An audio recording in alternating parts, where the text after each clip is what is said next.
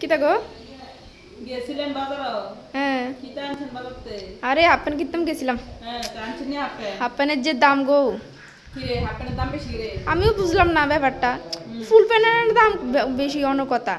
আমার দেখি হাফ প্যান্টের যে দাম, কিছু কিছু বেড়াইতের কারণে ওখানে আমরা সাধারণ মিডল ক্লাস ফ্যামিলির তারা হাফ প্যান্ট কিনুন দায়ী হয়ে গেছে গা, বুঝছেন? কিছু কিছু কি তাই ভিআইপি পার্সন যারা তার কারণে শুধু আমরা মিডল ক্লাস ফ্যামিলির মানুষের হাফ প্যান্ট করুন দায়ী হয়ে গেছে গা, বুঝছেন? খালি বলে বেডেতে হাফ প্যান্ট পরে পরে বেডেতে লজ্জা নাই, মায়াভেনে লজ্জা নাই, মায়াভেন হাফ প্যান্ট পরে পরে। আরে যেটা দেখবই তুই তো শিখবো, হ্যাঁ?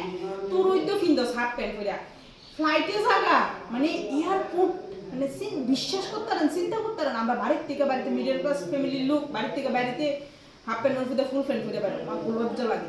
ফুল প্যান্ট পরে পারে বাজার দিতে ফুল প্যান্ট পরে যা, আর হেতারা বাজার না শুধু ফ্লাইটে কইরা দেশ থেকে বিদেশ জায়গা হাফ প্যান্ট পরে, হেতারা বলে ভিআইপি পারসন, বুঝছেন?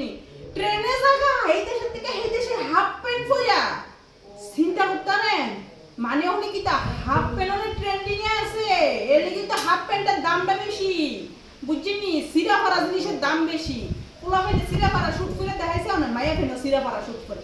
পোলা ফেনে হাফ প্যান্ট করে দেখাইছে না, মায়া ফেনে হাফ প্যান্ট করে, বুঝছেন? যত দোষ খালি মায়া ফেনে, পোলা ফেনের কোনো দোষ নাই। যত নষ্টের গুলো হয়েছে এই পোলাটি হাফ প্যান্ট করে দুনিয়া ঘুরা, মায়া ফেনে দোষ দেয়, এর দোষ দেয়, হ্যাঁ দোষ দেয়, নিজের দোষ নেই।